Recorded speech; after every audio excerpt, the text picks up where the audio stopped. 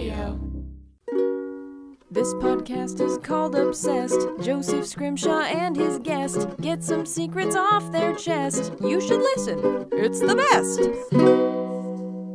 Hello and welcome to Obsessed with me, Joseph Scrimshaw. This is a very special episode of Obsessed to me and hopefully to you, the lovely listeners. We are releasing this episode on the 40th anniversary of the original Star Wars movie, Star Wars Episode 4, A New Hope. Now, I know, don't get pedantic with me right away. I know it wasn't Episode 4, A New Hope. The second was released 40 years ago, but that's how we know it now, so I'll be calling it A New Hope throughout in here to celebrate with me and probably also be pedantic because that's what we Star Wars fans do. Two wonderful, awesome guests, a recurring guest. She's a writer, an actor, a podcaster, human Star Trek and Star Wars encyclopedia, and the editor of the awesome website Geek Girl Authority. It's Audrey Kearns. Thank you for having me, Joseph Scrimshaw. I am happy to have you, Audrey Always Kearns. glad to be on shows with you. Oh, me too. Yeah. And can I say about your device that you have? Is that okay? Yes, go for it. It is a device. It's not fancy electronics, but it is a device. Audrey has an asthma inhaler. Yes. Which delights me because I always have Audrey on to talk about geeky things. And then I just love it when stereotypes come true. It's true. And anytime you guys see me, you can ask me. I will have 3 on me because I'm always so afraid I'm going to lose one. And the worst thing is to be out in the world and not have your inhaler. And so my voice is a little deeper. I think it's kind of sexy. It makes me sexy, absolutely. Audrey. So my normal voice isn't this nice. Yeah. But the next time the I see you, asthma's getting to me. Next time I see you, particularly if we're doing a Star Wars thing, I need you to have one asthma inhaler at the leg holster at the exact level of Han Solo's DL-44 so you can draw it real quick. Can we do it kind of like Han shot first thing with someone else who has asthma? Absolutely. Odd huffed first. Oh, I was going to say sucked, but that's better. Yes. Yeah. Han huffed first, right? Is that, That's a all right. tongue twister. Han huffed first. All right, and brand new here to Obsessed. I've gotten the chance to work with him a little bit before on other things, but he is a great guy. He's a podcaster, a writer, a voice actor who portrayed Ratchet in Ratchet and Clank, and Obi-Wan Kenobi in the Clone Wars animated series. It's James Arnold Taylor. Well, hello. It's a pleasure. I should say, well, hello there. Oh, thank you. It's a pleasure to be here, Joseph. Oh, it makes me so happy. That's so cool. I'm delighted to have you. I've wanted to have you on Obsessed for a Yeah. while, and this just seemed like the right show because I know that you are a big fan of Star Wars regardless of your career. Absolutely. But Absolutely. then you've had a chance to be involved, right? Yeah, it is a very strange thing to be somebody that grew up with it, 7 years old, seeing it for the first time, and then for the last almost 16 years be closely involved in all of it, from hosting the Star Wars Celebration to Star Wars Weekends to being in all of it and working with everybody in it. It's a weird thing for a fan. Yeah, I bet. Yeah, I bet. Yeah. Now, you interacted directly with Mr. George Lucas, right? Oh, yeah. Yeah, because he was really active and present for the Clone Wars animated series. It's the one thing I always try to kind of remind people about if they, are naysayers of all that. It's like, but this was the last George stuff. Yeah. This was the last thing he produced, had his hands on. Yeah, many times, you'd go up to the ranch and you'd watch episodes. Dave Filoni, the director, would show us stuff, and George would come in and sit behind you, and you're watching Star Wars with George Lucas. It's very weird. Could you concentrate at first? No. Yeah. No, you can't. You Yeah, really can't. Because yeah. you go, well, what's he thinking? Oh, I'm talking on screen. Oh, no, what's he thinking of that? Yeah, Yeah, it's very strange. Yeah. I bet. Did you ever geek out at him about being a Star Wars fan and say, let me tell you my memories? And No, I didn't. Mark Hamill and I have been friends for years, and I learned right away that I didn't want to do that. Yeah. Right. I was like, Right. I just didn't. I was working with him and Maurice LaMarche. Maurice is, of course, the Brain from Pinky and the Brain, Oh, nice, as well yeah. as many other cartoon characters, Yosemite Sam, Toucan Sam, all the Sam characters. And we were working on a show with Mark and Mo and myself, and I brought up seeing Star Wars for the first time at a drive-in theater, and when I was a kid. And Yeah. Mo went, we almost made it through the whole session without somebody bringing up Star Wars. And I went, okay, don't do it. Don't do it. Yeah. Got it. So, Yeah, and it seems strangely, I really like and admire George Lucas, Yeah. and I loved his presence and his energy at the 40th anniversary celebration Yes. at Star Wars Celebration, Yeah. where he said the perhaps controversial thing that he intends Star Wars for 12-year-olds. Yeah. Which I don't think is controversial at all. I think he No. explained himself clearly. It's about morals. It's about how you want to be when you grow up. But it just strikes me funny that he is this guy who made this thing that has shaped so many of our lives. And then he's just a guy in a flannel sweater and out of all the people there is like, maybe rather talk about wine than Star Wars. Like, you know, he's just not as into his baby as the rest of us are. Yeah.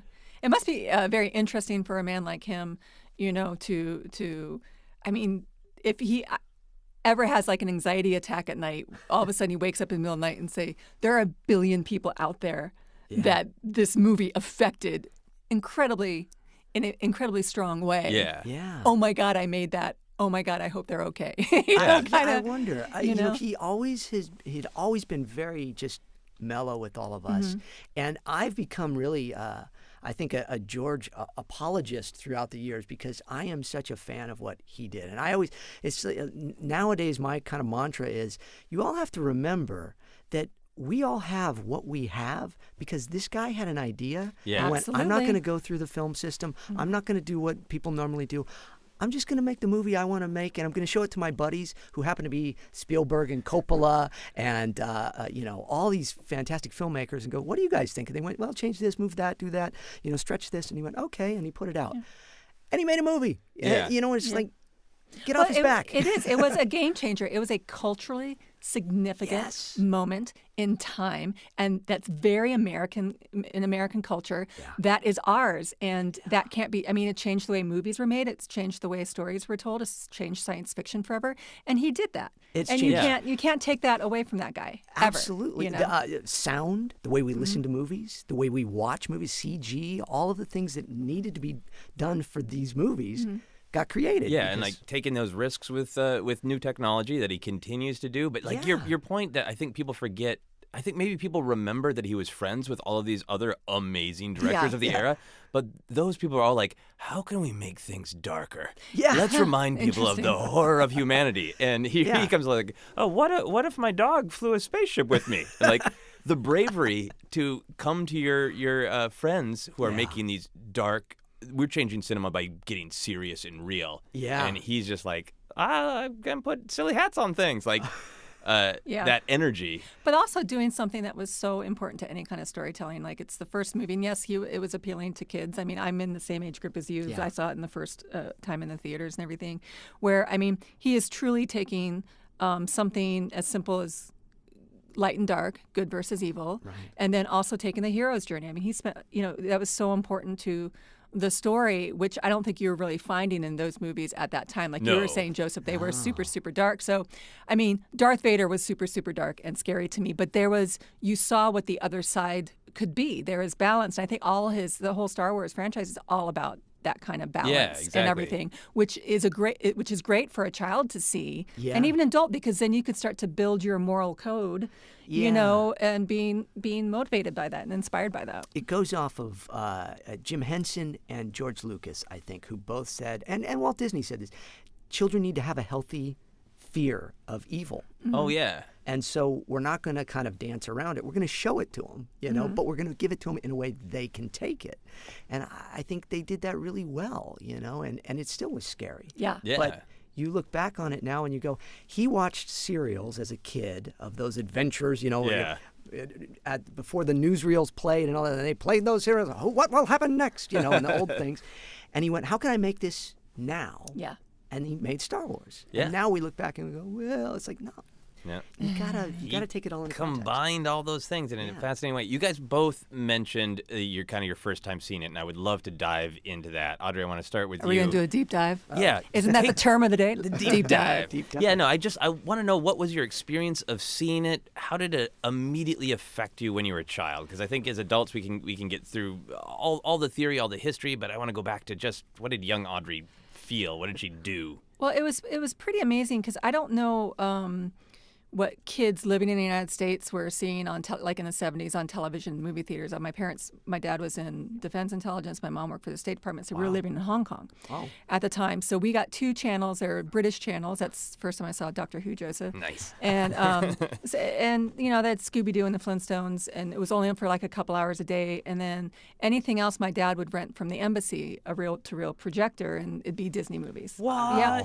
So American movies started coming to Hong Kong and playing in the theaters. And so I don't think I saw it in 77. I think by the time it got there, it was probably like 78. It was like a year later. And it was one of my, if not the first, I can't remember, it was one of my first times ever in a big movie theater. So not only to see a movie on a giant screen, but I was, because me and my sister were away from a lot of media like that, our fantasy brains were big. We did a lot of make-believe. Oh, right. And this introduced me to a whole new world of make-believe. Nothing I had ever thought of before. What? I can make-believe in space? Yeah.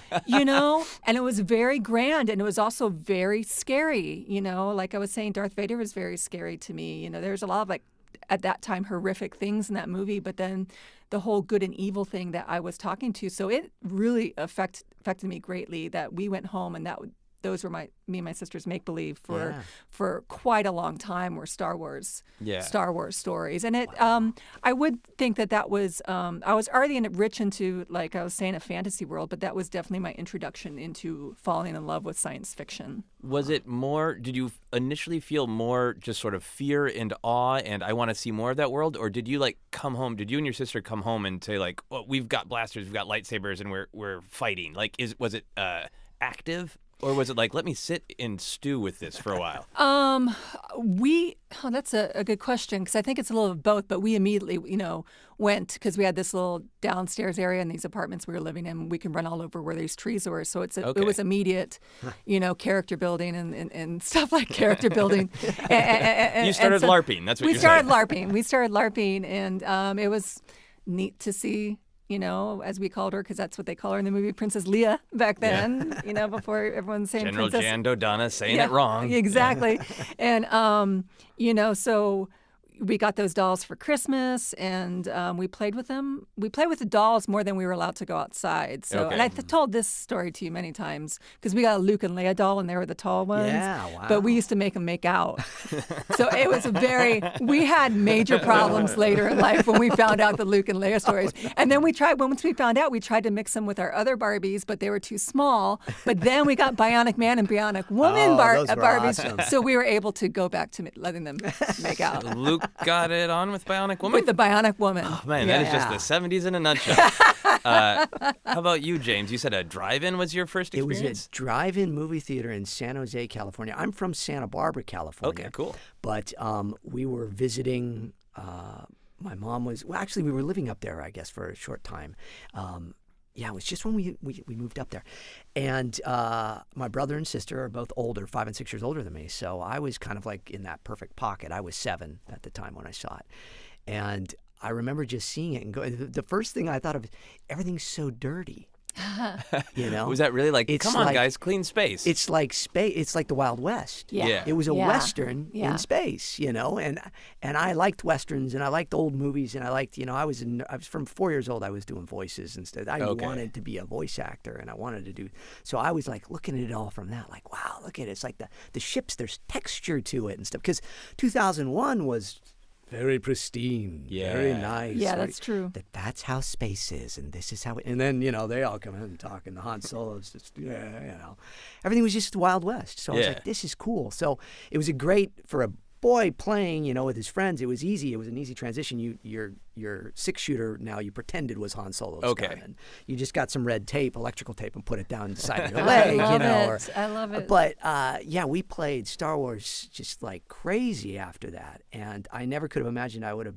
been connected to Obi-Wan. Yeah. At the time. No, it sounds like you were initially a Han person. Were you a Han or a Luke? I was a Han fan all the way. Yeah, way to go, Han. I love that. And then I was an Indiana Jones fan after that too. Huge Raiders of the Lost Ark fan. So that movie is like my all-time favorite. So both of those had such a huge impact on just my desire to be in showbiz, my desire to act and to create, and it was a fascinating time, because I think about kids now, it's just not the same. It can't be the same. I think that is difficult to think about, because you had a different kind of free time where you weren't there just wasn't as much content. No. So if you saw Star Wars, you had to imagine if you wanted more Star Wars. So you see Star Wars now, and you have people like me, your weird uncles, going well, okay, how about this? How about this 6-season cartoon show? Watch it now, and then talk with me about you can and you can still see absorb it again but... too. Yeah. Like that, we had to wait. We had to wait, and so that's where a lot of the playing came, like the red stripe down your pants and everything. You got to play that rich fantasy world, and you had to live through the toys and everything. And also, I think maybe sometimes with kids nowadays, unless you have them watch it, like I try to get my godson to watch it super, super early, just before new CGI and special effects would kind of cloud what he thought of A New Hope, because some of it looks like it was made in the 70s, even with the new. The remastered version and everything, Yeah. I'm curious now, we talked a little bit about your childhood perspectives. I want to do some adult perspectives as well. If you could hug any character in A New Hope, which character would you want to hug? Well, it depends on what Not Uncle Owen. Yeah, not it's Uncle so Owen. funny. I was just thinking of Owen and like Baru, which Baru I'd hug. I'd hug Baru. Owen was just kind of like, Owen needs grumpy. a hug, but he would not reciprocate. He would would not. he? No, he has some intimacy issues. He like really that, does. That little Oh yeah, that little thing, because it's cute. I like those. But the mouse droid on the Death Star. Yeah, so you would hug a mouse droid. I'd hug a mouse droid. Yeah. That's very kind of you. Yeah, because you're not really getting the skin-to-skin contact intimacy of that, but you are hugging something. Well, so are you talking about? You see, there's Are so you many asking me ways. if this is a sex hug? Is Yes. that what's going Yes. on? Yes. Then maybe not a mouse Yes. No, I was thinking, sex hug that mouse kind droid. of what kind of hug? I think Ben. Okay. No. Yeah. Talk me through it. Because he's sitting right next to me. No. Hey. Be mindful. Yeah, I love it. It's, and I think, like you said, it's an adult perspective, knowing what I know now about Ben, what happened over the last 40 years in Star Wars, canon and everything. He's been through a lot. You just feel like he's been through the most. Yeah, and he could use that reassurance. And the fact that he is about to sacrifice himself for the greater good. Yeah. And everything, and I just want to get a hug before he does that, and let him know you mattered so much. Okay. That's beautiful. That's beautiful to me on so many levels. Yeah. Because through the years of playing Obi-Wan Kenobi, this character, every time I watch A New Hope, and he says he seems to be the property of Obi-Wan Kenobi, and there's that whole. Alec Guinness is like, did he know what he was doing when he did what he did when he did that? Because the look he has in the story, and there's no dead. He's all these things. Yeah, he's playing it so perfect for what happens. Yeah, all these it's years like later. you see movies every once in a while, and you can walk out of a movie and you can say, no other actor can play that role. Because a lot of actors can play. Okay, 5 people could have played that, but I can't see anyone else playing Obi-Wan Kenobi. No. Especially, when there was, there's so much character to add on now. Yeah. But I think that the power of Alec Guinness's performance is treating it with such respect. Yes. And now that we even know from like journals and whatever that he didn't. Exactly. He had some concerns about the script. Yes. I'll say that in a political way, the way Obi-Wan Kenobi himself would say. That's right. There was some concerns. Yeah. But I think just that he clearly treated it with respect. That He's a professional. every line must mean something. So I'm going to give it meaning. So then, now that we know the meaning, it actually matches up. Just because the character is saying it with meaning, now we can layer in what the actual meaning is. Which is and just he like also a brought, triumph. as an actor, making those choices, being a consummate professional, he was definitely the most seasoned actor on that set. So, you have really young actors, Mark Hamill and Carrie Fisher, who are great. Yeah.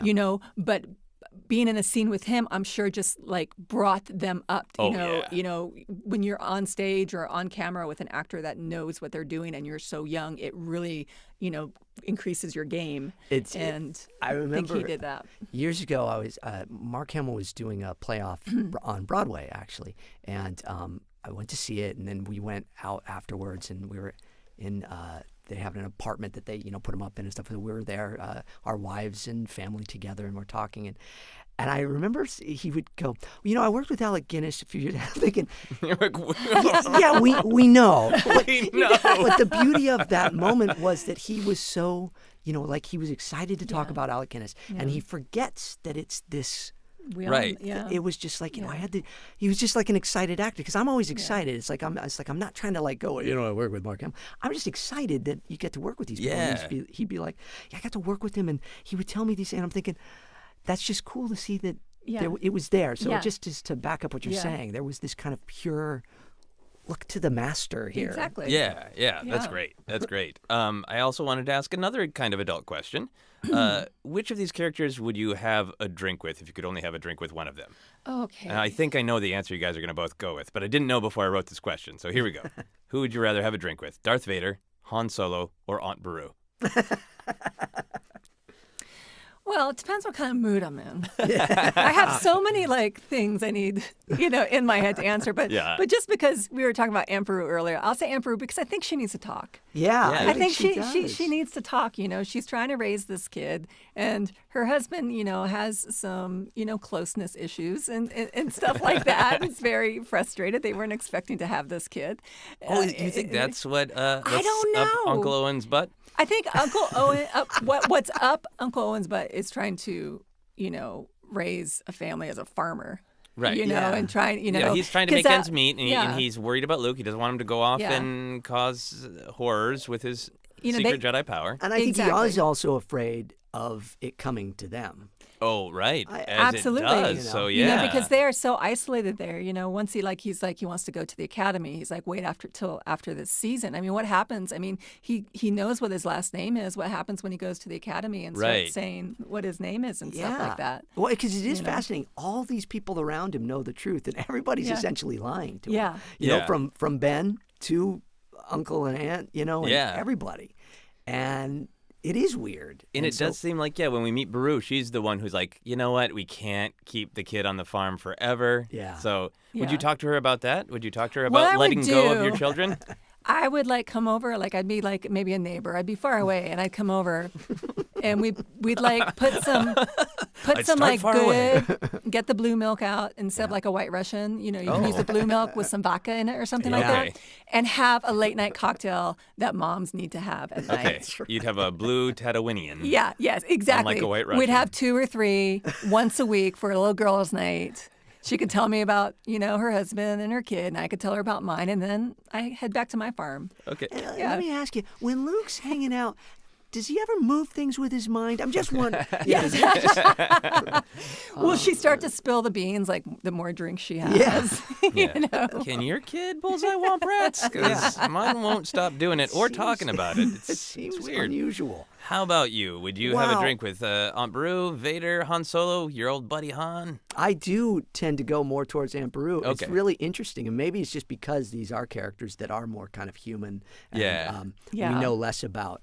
Han Solo, I don't know. It's so funny. He was my favorite. Yeah.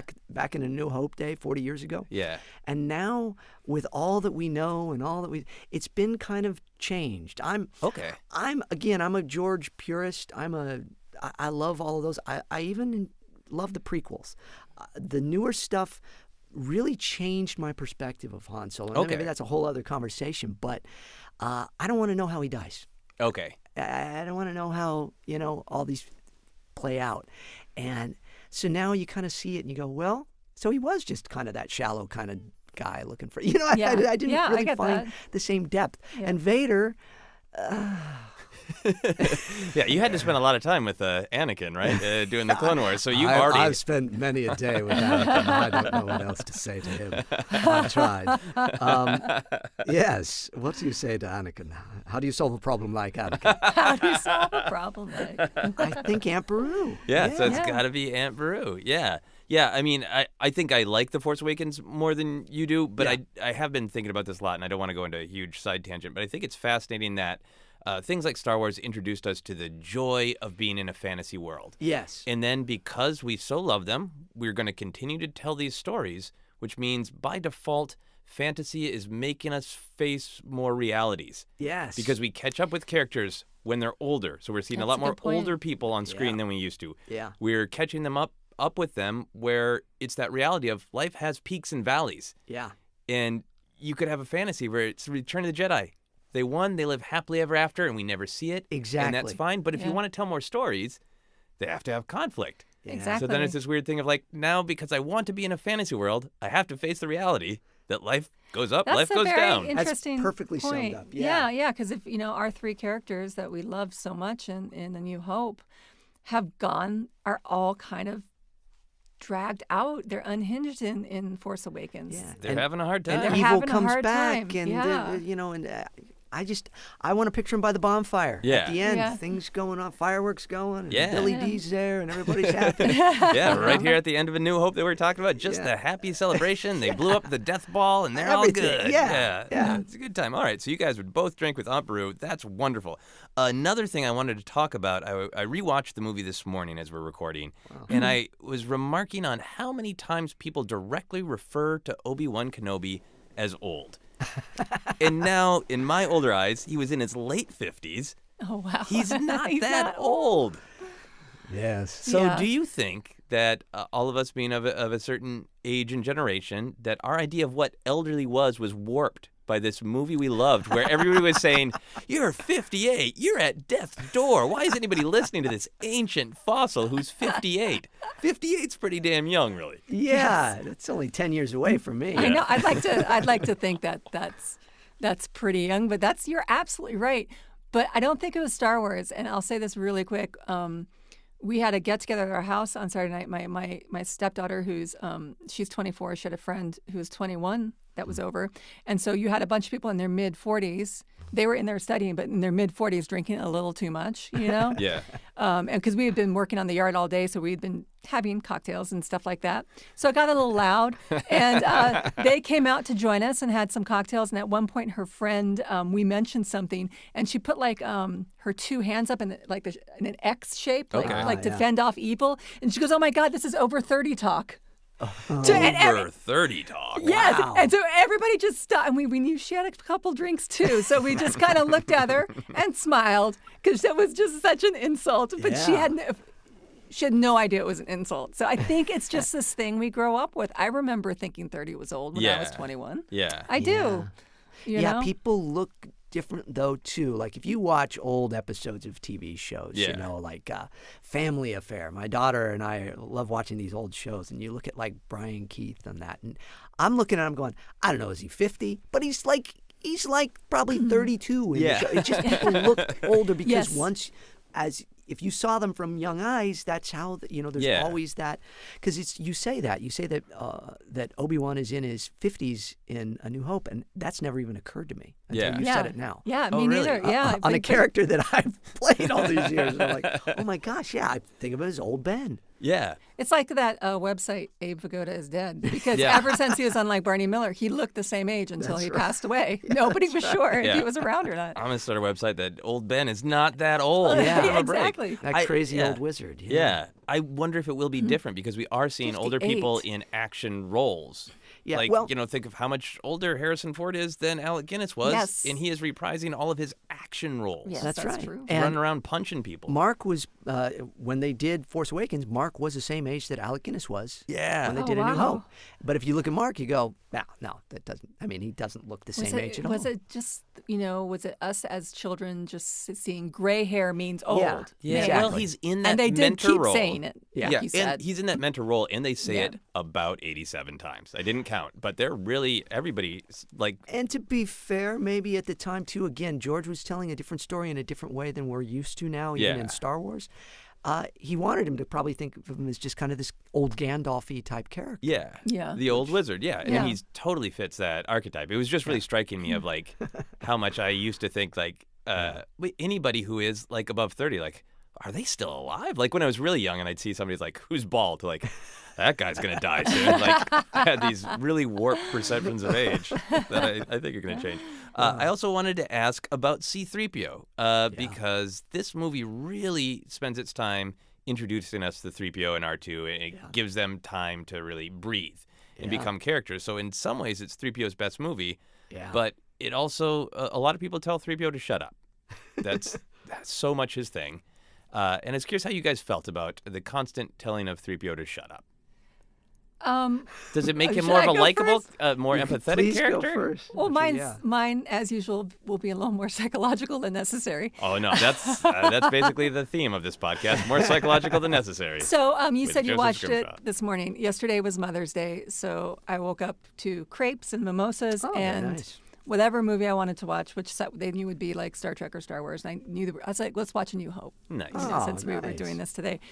And, I remember thinking C-3PO was super annoying my first viewing when I was a kid. A lot of kids liked him. Yeah. I just thought he was super annoying. But the older I get, and especially watching it yesterday, I realize I think he's annoying because I am C-3PO. I am always so overly worried about protocol, and it's part of my nature. I have OCD, so I'm always, rules and making sure everybody's polite. And that's really what he's doing. He's just trying to, that's how he's programmed. He's just trying to make sure that everybody's doing the right thing, following the proper rules and procedures. You're and right. he doesn't understand why people get so mad at him and tell him to shut up. And I feel like I understand you, C-3PO. Yeah. He is I all of us now. understand you. Yeah. I think the protocol thing is such a great point, because every once in a while we see him get to do something practical, which is mostly translating. There's that great episode of Clone Wars where he's helping Padme with a dinner, which, that's exactly what he should be doing, going and getting the Jogan fruit. That's what he should be doing.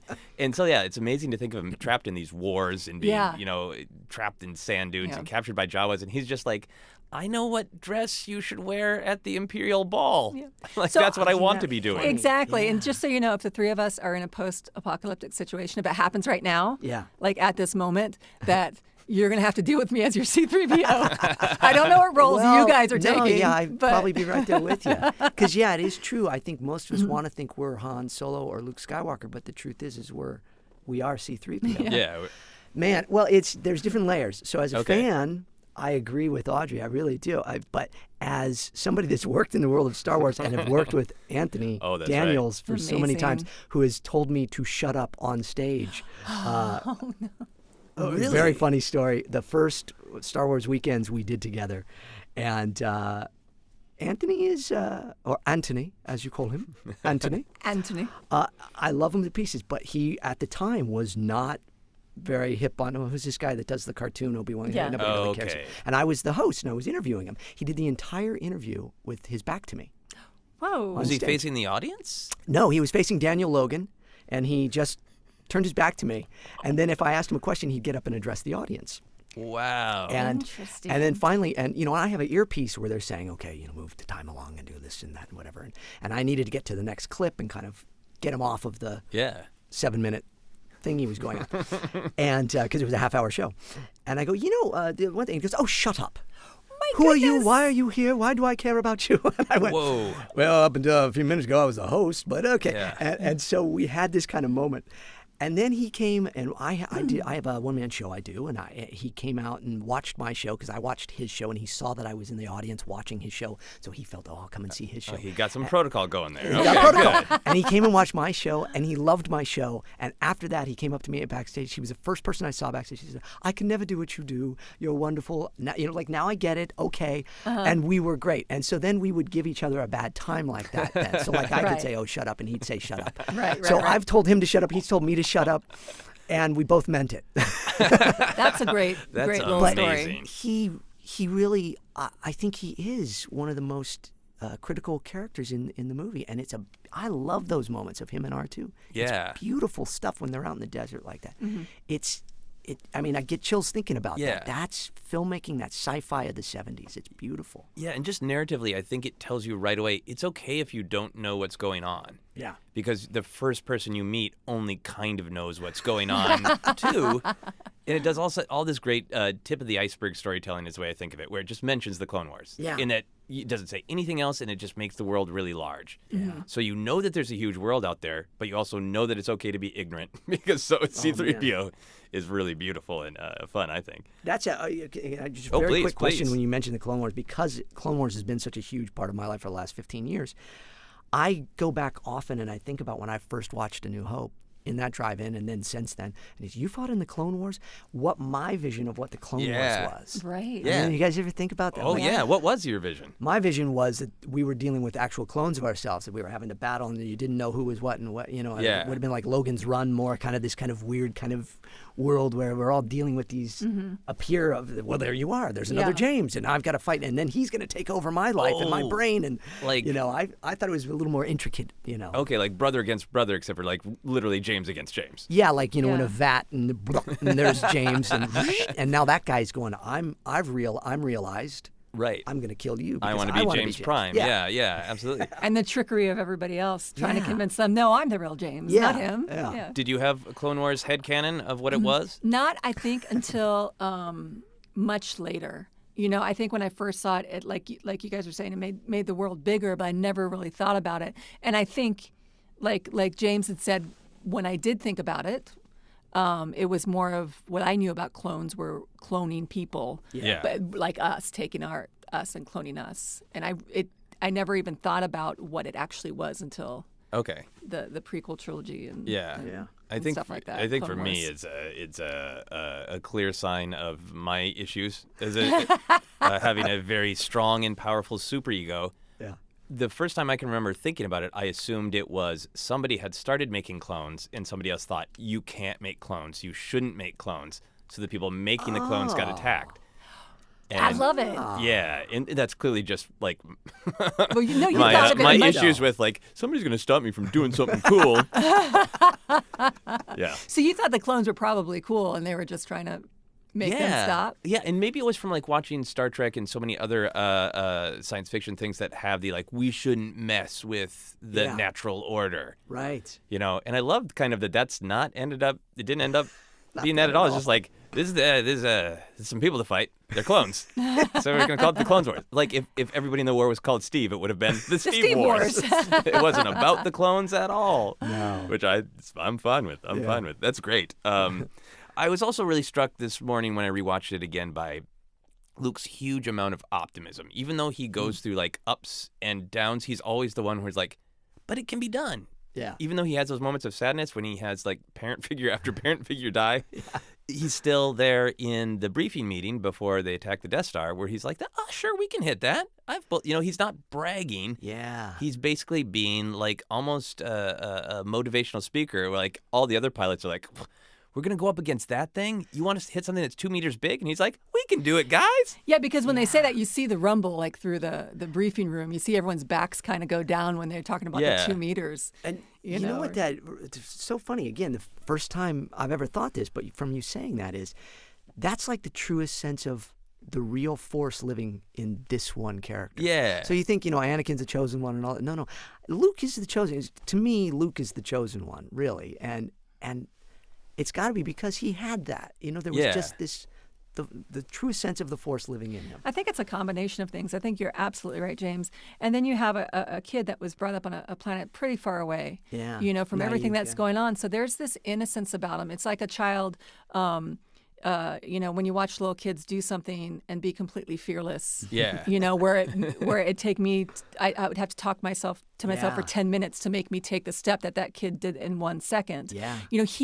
Everybody in that room when they were talking about what they had to do with the Death Star had been fighting for a while. Yeah. Everybody in that room had lost so many people and knew about all the Jedis dying and all this stuff. Luke hadn't grasped that personally. He knew it. But it was a concept. So he's still incredibly positive, and mixed with the fact that he has a very strong Force inside him that he doesn't even know about yet, I think is why he was so, so a mixture of being naive, but also being very hopeful and optimistic. Yeah. I was going to ask, is there anything in your life that you would want a pep talk from Luke Skywalker, circa A New Hope, when he's full of optimism? And he could come to you and help you out and say, like, you know what? You got it. I've bullseyed things that size. I can bullseye that problem with you. Oh, gosh. That's a hard one. I've got one if you want. Go for it. The transition for my involvement in Star Wars. Oh, okay.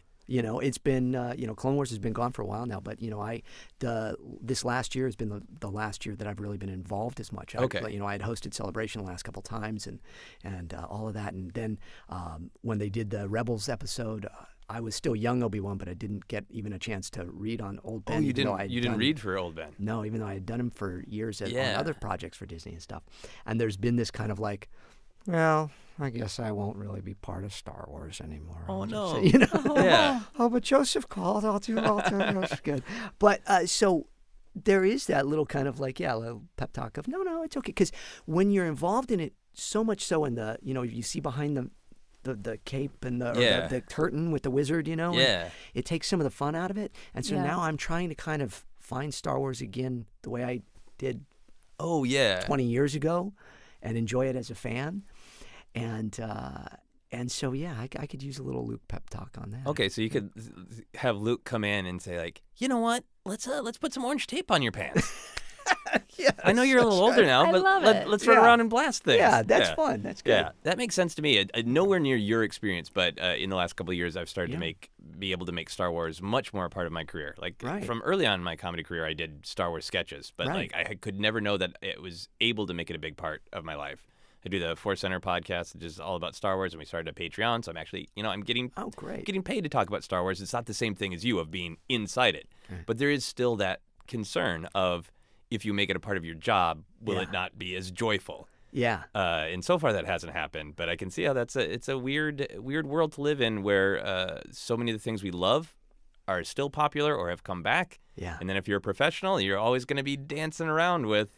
Yeah, and every day on social media, people want to ask me an Obi-Wan question, and I kind of go, well, I mean, not that I'm opposed to it at all, but I go, well, but that's not really my thing anymore now, or being involved in the movies. Like I've got to do voices in all the last movies, and you see them like months and months before they come out. Yeah. And you go, oh, I wanted to be like in the theater watching it with everybody else. Right. And feeling that feeling. Yeah. And... So with spoiler alert, Rogue One, I was the voice of those guys screaming while Vader was doing his thing. Oh, really? That's so cool. Oh, really? Oh, yeah. That's but so exciting. So that was in October of last year. So you knew that was happening. I knew it was happening. Yeah. So it was done, Yeah. I mean, I saw Princess Leia with the dots on her face, and all of that. With the motion capture. Let me let you know that my heightened state of bliss watching that was just on point. And even though you didn't get to experience the way I did, I did it for you. Oh, thank you. I did it for you. It was amazing. That's great. Yes. Yeah. Good. Oh man. That Vader death hallway scene. We're talking about A New Hope, but that leads right up to it. It leads right up to it. Yeah. But man, that was a joyful moment, and I'm really glad to know that your screams of death were part of my joy. Yeah. When I saw it, the guys were on strings being pulled back by hydraulics. Wow. And, green screen behind them, and so you were screaming along to the action. Yeah. I was too, but not in a coordinated way. Not as a professional. Yeah. Audrey, have you thought of anything where Luke could give you a pep talk? Yeah, I have, and I wanted to jump on what you guys were saying. Absolutely. The piggybacking of.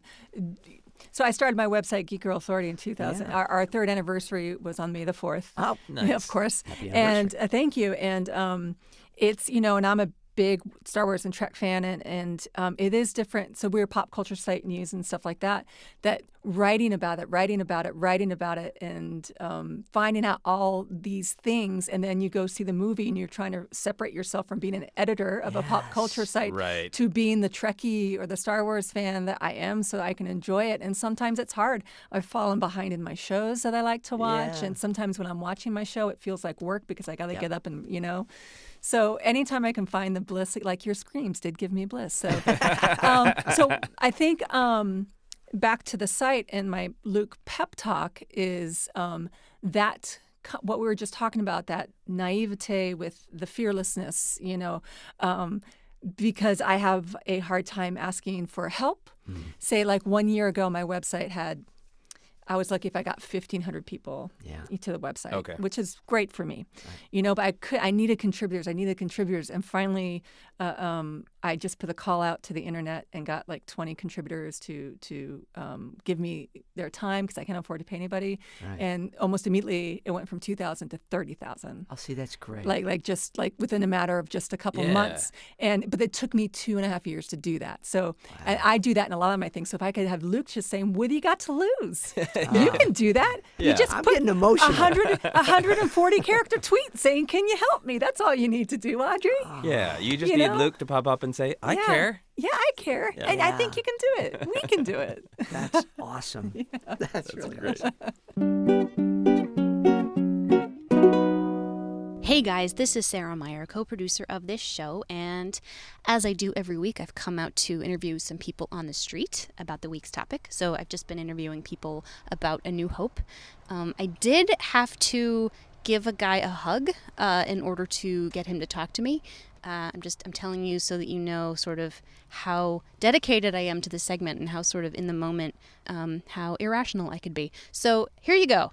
Are you a fan of Star Wars? Yes, I am. What's the first one called? I think it was The New Hope.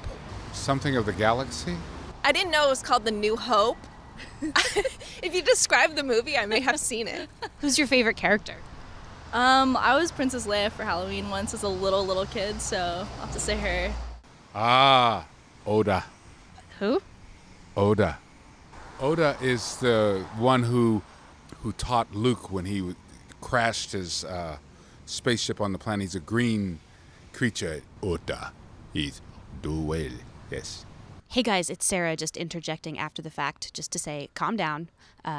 We know that the guy was talking about Yoda, and we know that Yoda was not in A New Hope, nor was Shmoda or Skoda or anyone else. So back to people's favorite characters. I want to say Han Solo. Okay. Without a doubt. I'm sure everyone says Han Solo also, or Wookiee. Not Luke, unfortunately. The character was kind of weak, but he has a chance to redeem himself in the next movies. Are you excited for the next movie? Yes, in fact, I just watched Rogue One for like the third time on the airplane last night. Oh, yeah? So, did anybody on the plane sort of like look over your shoulder to see what you were watching? a couple people did, but I was proud. Was not ashamed. Never ashamed to watch my Star Wars. If you were a character, who would you be? Chewbacca. I love Chewbacca. Well, you said it, so you have to do an impression now. Well, I do a good Chewbacca.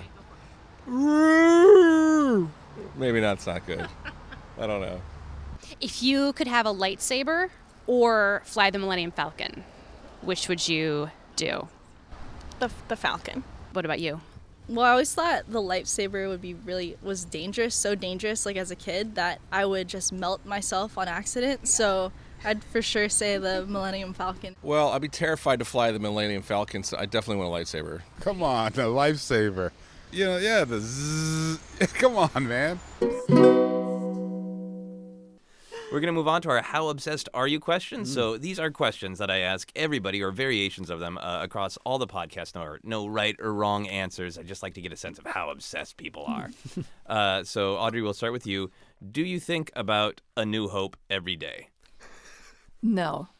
Yeah. Yes, I do. No, yeah, you do? No. Yes? No, What? I thought you're... We're no, whoozing on first team. I think about Star Wars every day, but I don't know if I think specifically about New Hope. Just because, okay, I'm thinking too hard once again. That's my MO. Yeah. My office is full of figurines, so I can't help but not to see it. But Right. the movie itself, probably not. The story, but every week for sure, a couple times. Yeah, a I week. think as a Star Wars fan, when you're immersed in it, and there's so much right now, A New Hope can sometimes slip out of your mind because it's the beginning. Yeah. It sets for all of the Exactly. weird adventures and the twists and how everything else connects to that. So it's part of the reason I wanted to do this episode on the 40th anniversary, to just think about that movie. Yeah. How about you, James? Do you think about it every day? I would say that for the last 15 years, I didn't think about it as much, not on a daily basis, but over the last few months or this last year, yes, it's the one I keep kind of going back to. And Okay. Again, that connection to old Ben and the connection to what George was doing, in trying to create my own stuff too. I use that as motivation of what George Lucas, what he was thinking back then, Right. how he was living, what he saw when he watched it. So I do kind of think about it a lot. Now that you say that, it's in the zeitgeist right now. In the last 6 months, with Rogue One coming out and having that be the lead up right to the beginning of New Hope, and then with Carrie Fisher's passing. Yeah. Now, when I think about it that way, I mean, I've thought about her every day. So Yeah. I think in that way, which means I've thought about Princess Leia every day. Yeah. Which I suppose that means I do think about New Hope, because I do think about her. Yeah. A lot. I was very honored to interview Carrie several times on stage. I got spanked by her in front of 3,000 people. That's lovely. We That's a had bucket list. We had item. a make-out session the last time we were on stage together. While her dog licked the top of my head, she tackled me my on goodness. stage. You got licked by Gary? That's fantastic. She was. So I went down to. She signed. I had Converse shoes with Princess Leia drawn on them, and she signed them for me at the end of the interview. And I went down to give her a hug, and she tackled me. I did love this rolling around, and then Gary comes over and starts licking my head. She was beautiful. just such a sincere, beautiful, wonderful person, and I am in the same place where I every day kind of think about what a loss, you know, but not in a bad way, not in a but just like, wow, what a gift we had with her. Yeah. I think that's what it was. I mean, we've always known she was a gift, but having her gone and having, you know, a lot of Star Wars fans really did some soul searching about, especially for women, and especially for a little girl. I'm going to cry about it. For a little girl in like 1977, 78, seeing that, you know, like when she turns to Han Solo and pushes everyone in the garbage chute and she just takes control of the situation. I remember I'm a C-3PO. I'm not that strong. You know, so that was, you know, Princess Leia was everything to girls at that time. She was everything to all Star Wars fans, but it was very, and I didn't think about all that till she was gone, you know? Yeah. So at the time, my wife had got me a copy of The Princess Diarist, so I was reading that. Yeah. And there's so much. It's such a powerful book. It's such a funny book. Yeah. But there's so much in that about that she's a young person and she was insecure. Yeah. While she was portraying That this woman, hero that all of us young insecure people could look up to. Yeah. And it only made me respect her more to remember, like, she was a human going through her own insecurity and yet was able to project that humor and that strength. Yeah. That's and what a if good she can do actor that, is, though. That's why she was such a good actor. That's why, you know, Alec Guinness was so good. You never know what's going on in people's lives, but they're good artists and they get up there. And, which meant I think that it was always in her. It has to be in you to have it come out on screen. I was just watching Postcards from the Edge, which is I love that movie. And it's her story. It's her life with her mother, Debbie Reynolds. And, you know, I had met Debbie several times before, Miss Reynolds, and it was funny to see that dichotomy between them, but that's what her life was. Wow. Yeah. You know? It is amazing. It is. So you think about A New Hope every day is what we've come down to for, I think, started for out both saying of you. Because kind of all roads lead back to it. So if you think about these important elements of Star Wars, you do come back to it. Would you watch A New Hope on a large screen in the incorrect aspect ratio? Oh, my goodness.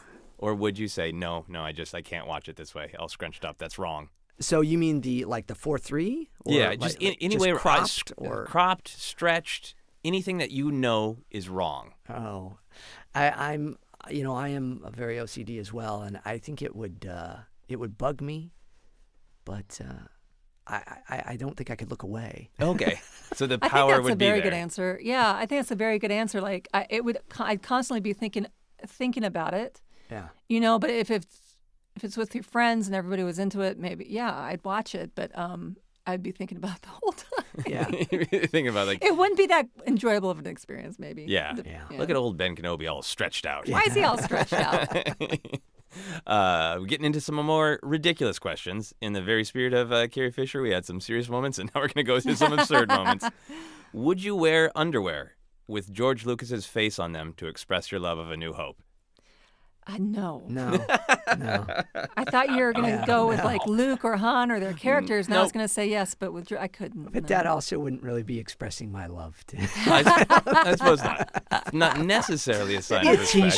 A T-shirt. That shows everybody else. Would it be a T-shirt with an image of underwear that had an image of George Lucas on? Oh, I like that. All right. If George Lucas was wearing his own George Lucas underwear, as the image of George Lucas wearing his own George Lucas underwear, maybe. Okay. That's I have great and trippy. A picture from Comic-Con we bought that someone drew. It's just it's about 10 yoga poses except George Lucas is doing it. That's all it is. It's not making fun of him in any way. It's just George Lucas doing the yoga poses. That makes sense. If you're just like I think everything you're saying, James, about putting yourself in the headset of when George was making these movies. It's inspiring. Yeah. Like, you want to do yoga too? Inspiring. Would you want Fingrin Dan and the Modal Nodes to play at your funeral? Oh boy. If they could play Pink Floyd's The Great Gig in the Sky, I would go for it. I'm sure they could do a jizz wailing rendition of that. I would say they're more of a wedding band than my funeral band. True. Okay, so you would say no to funeral, but yes to wedding? Yeah. Well, but then I'd want my friends to be happy too, and that would make my friends happy. See, I'm thinking too much about this. No, you're thinking about this just the right amount. Okay. Because then they'd say, They'd leave my funeral with a smile on their face. Right. You know? You want people to leave a funeral dancing, right? Yeah. If at all possible. If you came across a hole in the ground, just like out in the woods, a mysterious hole, and someone told you there was a lightsaber in that hole, would you stick your hand in the hole just in case there was a lightsaber that you could have? Wow. Okay. It's not on though, and it's not going to cut off my hand. No. Well, that's it's the fear. deactivated. Yeah. Yes. That's the fear. But Well, the person who brings you to the dear. hole, we can act it out a little bit. I would Okay. bring you to the hole, and I'd say it's not activated. You really, they're not easy to turn on. You really have to press the button. You're not going to accidentally turn it on and just burn through your hand. Okay. But there is a lightsaber down there. It works. You can have it in the real world, but you have to trust me and stick your hand in a mystery hole. And then, so I would trust you not to play a prank on me if it was you, because you know me pretty well. Yeah, I wouldn't don't do think that. you would pull a prank on me. So I'd only have to get over the fear of that dark, like when you get up in the middle of the night and you think someone's going to grab you by your legs. Yes. Yeah. You do that, right? Not just me? Okay, just checking. I'm afraid of that right now in this bright recording studio. Yes, I guess. Yes, I would. Okay, so you would trust me. I'm finding out so much Yeah. about our relationship, Well, really. I would trust The you. trust level. Well, because I mean, I think you can play a joke on a person, but I've known you for like 5 years, and you Yeah. know I'm really sensitive to that No, kind of stuff. I don't like practical jokes. And I know that you wouldn't play a joke on me. Yeah, no, I wouldn't. How about you, James? Would Well, you trust me enough? I would trust you, yeah. But if it was somebody else that I didn't know and they Yeah. were saying Yeah. it. It's the messenger, right? Yeah, it is. Okay. It is. Is the messenger more scary than the dark hole? That's the question. In life. classic In yes. life. question. In life. Yes. Don't kill the messenger. It's the whole guy. That doesn't make any sense. I think part of what I was trying to get at with that question is, even in your adult existence, are you like really still wanting a lightsaber? Yeah. Yeah. I thought you were gonna say. Are you gonna trust the Force? That's where I thought you were going. No. I Just would that desire to have a love- lightsaber. And that's another awesome thing about Luke when you're talking about his pep talks and stuff like that. When he got that lightsaber, he was just like, I'm going to turn this on. He didn't even let Obi-Wan Just finish like, talking. No, I'm just going to turn this on. I mean, he so could have like Yeah. cut something, done something. Yeah. Yeah. That fearlessness was just amazing. Like, I'd be like, okay, so what do I do? Instructions, where are the instructions? Yeah. I have many lightsabers. Okay. Lucasfilm has given me like the official ones that Yeah. are bzzz, and it goes out and it's got Oh, all those cool. hundreds of little That's lights so in it cool. and the sounds in it. It's Obi-Wan's one. I have other ones from other companies and things, and I love them all. But I did a thing years ago for Disney. I probably can't talk about it, but I'm going to anyway. Nice. Excellent. Where they were, You're going to get a call like 20 minutes from now saying, can you edit that whole thing out? No, it was they were showing some new technologies that they were developing for these things with lightsaber technology. Yeah. It was just a more realistic lightsaber for stage shows and Right. things. And Okay. they probably have put some of this into play already. That's why. And I was doing the old Ben, this is a lightsaber, use it well, and all this stuff, right? And all I kept thinking while I was reading it, because I was in my booth reading this stuff, Yeah. is I want to see this lightsaber. When do I get to see? And they called me up, and it's great. And I said, yeah. Do I get to come and see the demonstration? They said, yes. And I went, and I Oh, watched that's it, so and I was cool. just like, can I hold that? There is a fascination with it, yeah. Yeah, there's just that childlike connection to that. Will just Yeah. never go away no matter what. When I was 8, 9, when they finally came out with lightsabers, because it was a while after the Yeah. first movie. Yeah. And they were just red flashlights Yeah. with a With plastic the thing tube that came out. Yeah. and a little cap. Yeah. And I remember I could not sleep that night at Christmas. I went down, snuck down in there, found it, rummaged through and turned it on, and it was a Darth Vader one. It was red because I wanted to, and I still remember that like it was Yeah. yesterday. Yeah. And that excitement. Yeah. I remember very clearly we had seen those toy lightsabers at like a Toys R Us. Yeah. And I looked at it quickly because we were being pulled out of the Toys R Us, as I always had to be pulled away from Star Wars toys eventually. And I saw the sticker. And still. And I thought it was, oh yeah, absolutely, and still. I saw the sticker and I was sure it said $1.99. So then I told my dad, like, they're just $2. You can just go get my brother and I a lightsaber, and then we can hit each other, and it'll be great. Yeah. And my dad went, and he's like, sorry, kid, you misread it. It's $7.99. And like at the time, that was an insurmountable difference Yeah. in Yeah. money. Yeah. But Absolutely. that desire of like, Yeah. but I need one. I I need know, one. And plus, and I can't think since then, when that weapon was introduced to the world through movies, nobody had ever seen anything like that. No. And it was such a, yes, the movie was a game changer, but that weapon was a game changer thing. And that only comes as well. It only comes around every so many decades where a movie can introduce something like that. That's a game changer. And even with all the beautiful lightsaber fights we've seen in all the wonderful Star Wars movies, A New Hope, Obi-Wan and Darth Vader, and when Obi-Wan turns on that light, I'm getting chills thinking about it. There's something, and then there's that one moment where they have this really quick joust, and it's from far. It's the most exciting thing in the world, and it's because of those. Yeah, and it's elegant. You know? And I like all the different, Which makes, and you're right, which makes, and then just the nature of this sword, this lightsaber, the nature of him turning it off and just standing there. Yeah. Like it's not like he didn't have to holster a gun or put a sword back in its scabbard or anything like that. He just stood there and turned it off. Yeah, and the very ceremonial putting it up. Accepted his death, and it was just like, I mean, that whole.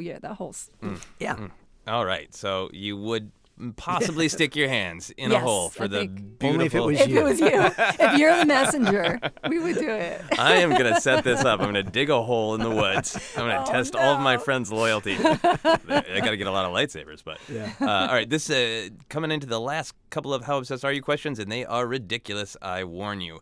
Would you wrestle a bear to get a Blu-ray of the original edition of A New Hope? Oh. A bear. Oh my gosh.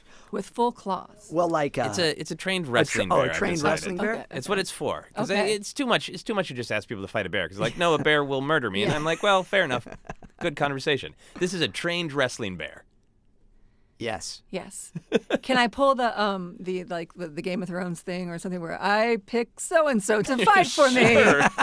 Who would you make wrestle a bear for you? Who in your life do you have to be a bear My wrestler? husband. Brian would do it. Brian was a captain of the wrestling team in high school. Oh, wow, yeah. Yeah, so Brian would be my wrestler. All right, so you would send your husband to wrestle a bear. Yes. Would you I wrestle a wouldn't bear send yourself? my wife. Send your wife? Nice. She'd go, no. No, she'd be like, absolutely not, James.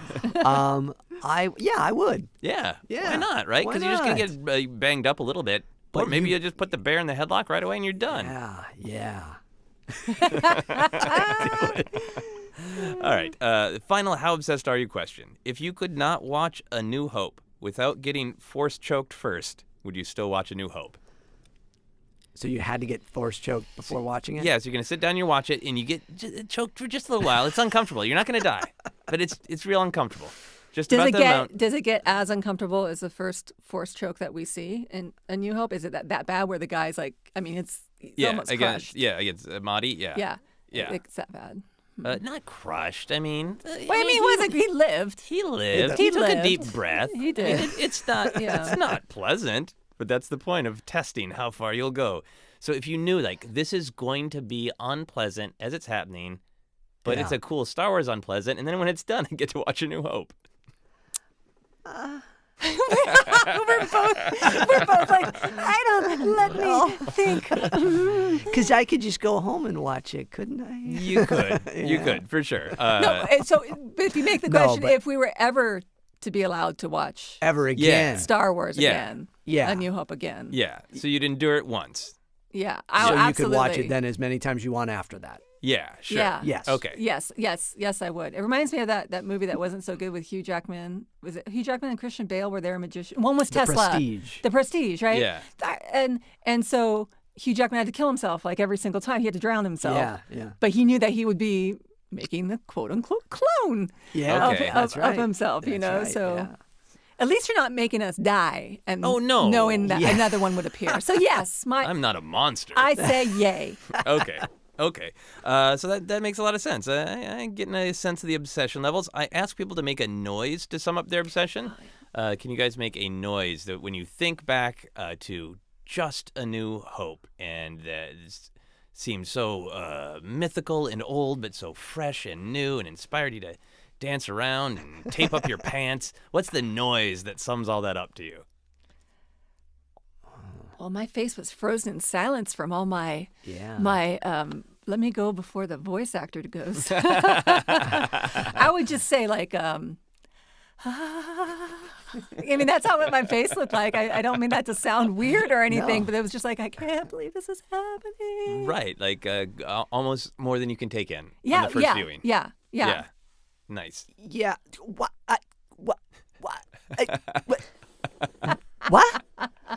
You know, I mean, that's kind of, yeah. Yeah. What? before What the What. You could Before What the What, yeah. Before What the What. But it was.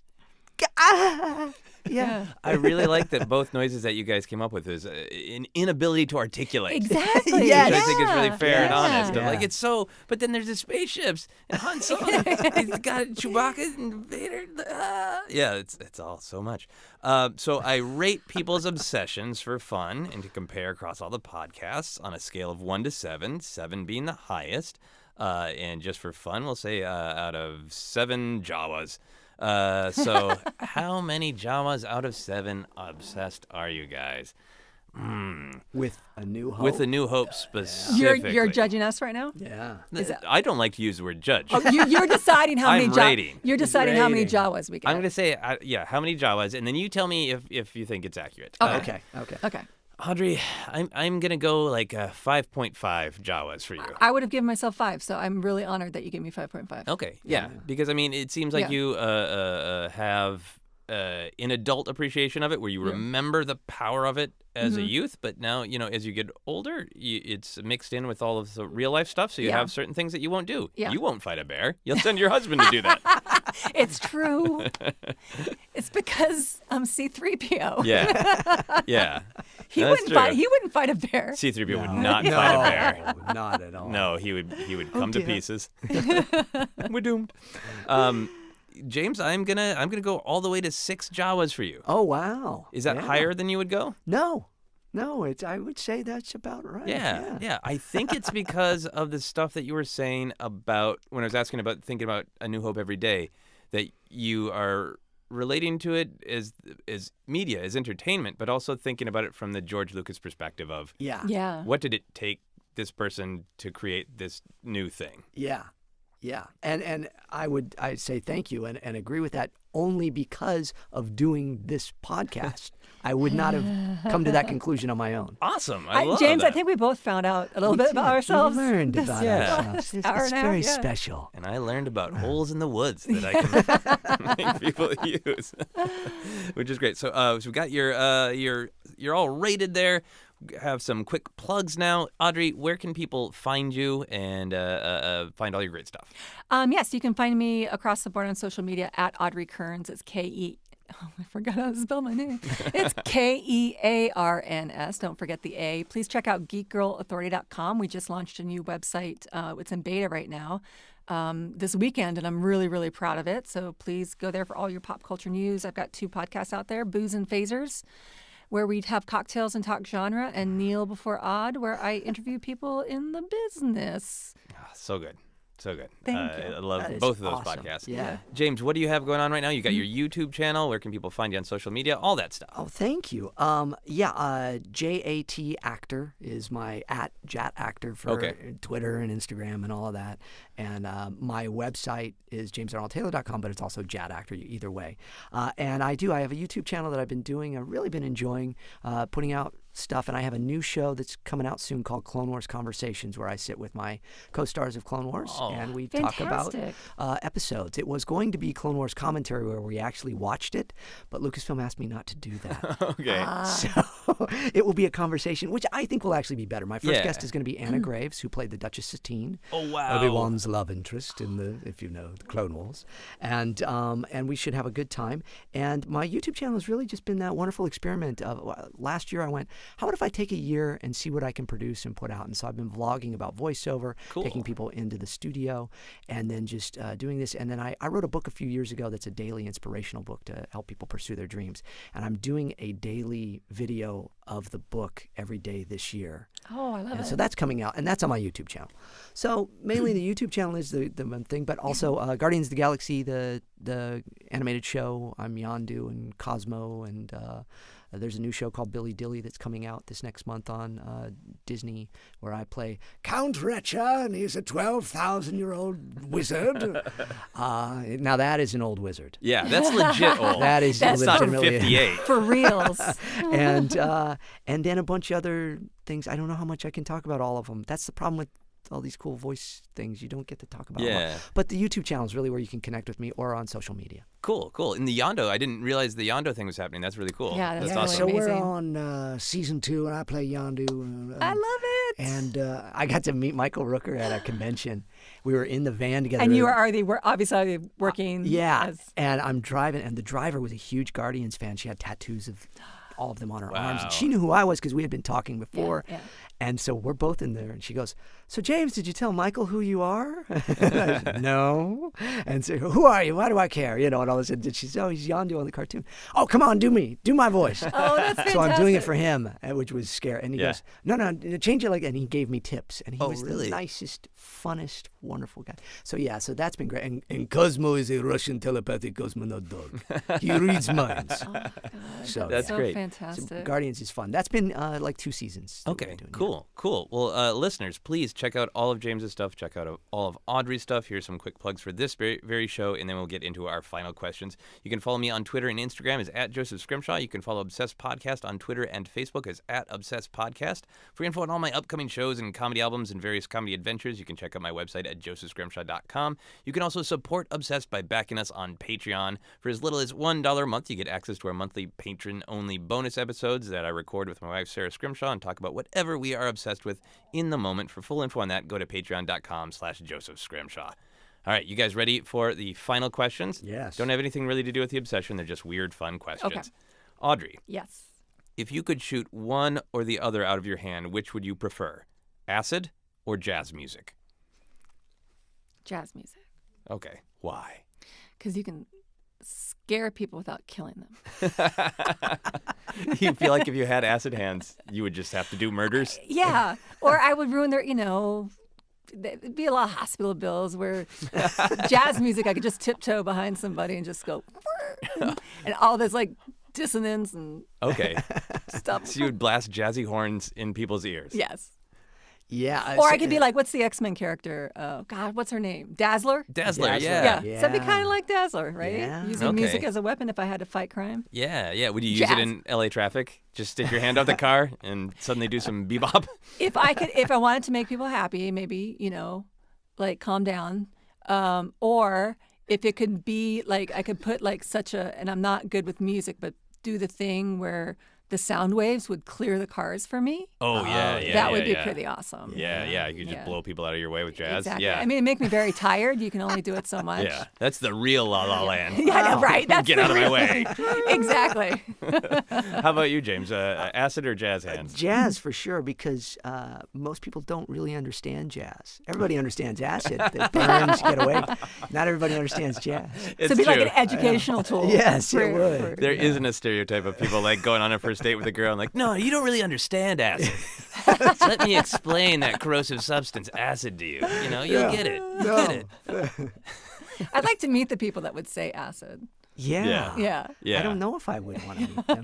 I think just for so many people, like if you're a big superhero person, shooting something in your hands, that's a superhero thing. So it has to have like an offensive or defensive capability. Well, that's how I went. But he was like educating people. I was like, no, I'm going to be blowing cars out of the way. Anyway, here's Grady Tate on the drums, just for education. All right, James, we'll start with you on this one. If you were an action figure, what accessories would you come with? So if I was James as an action figure, Yeah. I've been so fortunate. I have so many action figures of so many characters. But me, I would come with, I guess, a microphone. Okay. And a voice changer, little voice changing microphone. Yeah, that's boring. But No, it's good. Yeah, I can't think of any like funny thing. Yeah, well, I think that's great. The voice changer is kind of funny because would it be functional? Would you actually be able to change the action figure's voice? Yeah, you would have, so you could do all my characters. You could be Fred Flintstone, or Obi-Wan, or Johnny Tester. Christopher Walken, you could have the walking button, anytime. Crazy. Wow. Yeah, it would be, so you could do little voices with it. Yeah, that's great. Would you have your uniform as an action figure? Like, what would be the most James outfit? It would be, as a voice actor, the most T-shirt and jeans and shoes that don't squeak. Okay. I was looking at Audrey's shoes. I have Converse, laceless Converse that I was going to wear today, but they squeak a little. And I'm Okay. like, I can't wear them just in case they squeak. Because you're in a sound booth. Yeah. That's So great. quiet clothing. Yeah. Get your James Arnold Taylor action figure with quiet action shoes. All that stuff you have to think of as a voice actor to do your trade. Yeah. All the little things. It is. Yeah. It's How about you, Audrey? Let's talk about the Audrey Kearns action figure. Well, I think, she would, she'd be like me. Joseph, you only see me in nerdy tees and jeans. Yeah. I think you've only seen me. I've seen you in a dress once at a wedding. You didn't. I was at the wedding. Yeah. So I'd be that. And then, I'm thinking of like that $6 Million Man thing I had. Oh, the doll? The doll. That made out had with Leia? It had the eye, so you can look through the eye, and it was a magnifying glass. And Lindsay Wagner, or Bionic Woman, only had like, you can just look at her ear, but it wasn't anything cool. Like now it'd be cool. So I think there's a button on my back that would come out with Star Trek quotes at any given time. It just cycle through them like, you press my, and they're not like live long and prosper. It'd be like, you press my back a button and it says live now. I can't remember it now that I'm on the spot. Yeah. Now will never come. Yeah, I know, just a bunch of like quotes. So it would be a string or a button? A string or a button. Because, an action figure is more of a button than a string. I'd say my Picard one that I do own is a button, and it's just like, engage, make it so. Number 1. Oh, live now, make now, always the most precious time. Now will never come again. Oh, so stuff like that's that, good. which is a Picard one. So like really inspirational ones like that, Okay. or wise ones like instead of live long and prosper, like infinite diversity and infinite combinations. Okay. Stuff to make sure that you're walking out the door, being in the present and doing the right thing. Yeah. So That would be a total Audrey thing. Yeah. But related to fantasy and sci-fi, because that's how I. Okay. Do you have an example of that, of something that you would say that's not another character's quote? No. I'm saying, make it into my own words. No, I'm saying that all those quotes like lead my life. Okay. Like the live now one I have on my business card. Okay. And the IDIC I have written in different places. So it'd be like my favorite sci-fi and fantasy quotes, like Gandalf, saying something super wise to Frodo, or something like that. So your action figure then would be playing the hits of great inspirational science fiction quotes. But my Audrey, but in my voice. Okay, yeah. So you were saying that. Yeah, because great. I always I never make any bones about having OCD or any kind of anxiety issues. I talk about them all the time. So people that do follow me know that about me. So hearing me say the inspirational quotes, which maybe I have to say those to myself before I walk out the door. Maybe I do. Awesome. Maybe it'll help me stick my hand in a hole in the ground. I don't know. Or wrestle a bear. Yeah. Wrestle a bear. Would you want to have an asthma inhaler accessory? Yes. Excellent. Yes. So would it be in my hand all the time, or would it be something you could place in my hand? Like I'd have points of articulation so that so you can bring it up to my bring it up to my mouth. So you wouldn't be the true 70s ones where they couldn't bend. Exactly. Yeah, I would have more points of articulation. That would be really cruel to have an asthma inhaler that couldn't reach. Like, exactly. That's so horrible. This action figure can stick it in the sky. But and there'd have to be like 3, like one in my hand and an outline and one in my jeans, because that's usually what I have. Oh, that's great. That's great. Yeah. I love that. The final question for everyone on the podcast, Audrey has answered this before, so I'll start with you, Audrey, and then we'll end with James. What is happiness? For everybody or for me? I'm sorry. For you. Happiness is actually moments like these when I just get to talk freely, or happiness to me is being on stage. Yeah. And in a moment where I'm in control but completely out of control at the same time, and bliss. And happiness is storytelling. Yeah, I like that a lot. Listening and doing. Yeah, just being engaged. Engaged. Right. Yeah. Nice. Engaged. Man. How about you, James? What is happiness? She said it so beautifully, and that's really just, I would say the same things. Mm-hmm. Yeah, I love all of that. Teaching people about all this, but also my family, my watching my daughter do stuff. Oh, yeah, my husband. Sorry, engaging. Yeah, engaging, that, obviously. But... yeah, just that, putting that out and seeing somebody, not like for myself to go, aren't I great, but to see somebody smile from something that came out and created that a fun connection. thing. That connection. Yeah, just that connection. Yeah. This is great. It's like what Audrey said. This right here. This is fun. doing this. Yeah, well, this has been an incredibly happy experience for me. I knew it would be because I know both you guys, and I knew you would be fun people to celebrate. I think this ultimately very happy, positive movie of A New Hope. I mean, it's literally there in the title. It's A New Hope, and there's a lot of optimism to it. And I experienced lots of moments of happiness, including learning that you are screaming in death in Rogue One.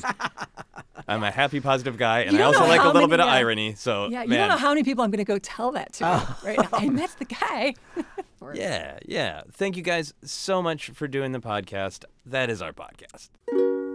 You've been listening to Obsessed. Joseph Scrimshaw and his guest shared some stories with the rest. Rate 5 stars if you're impressed. Don't seem to ever remember wrestling a bear.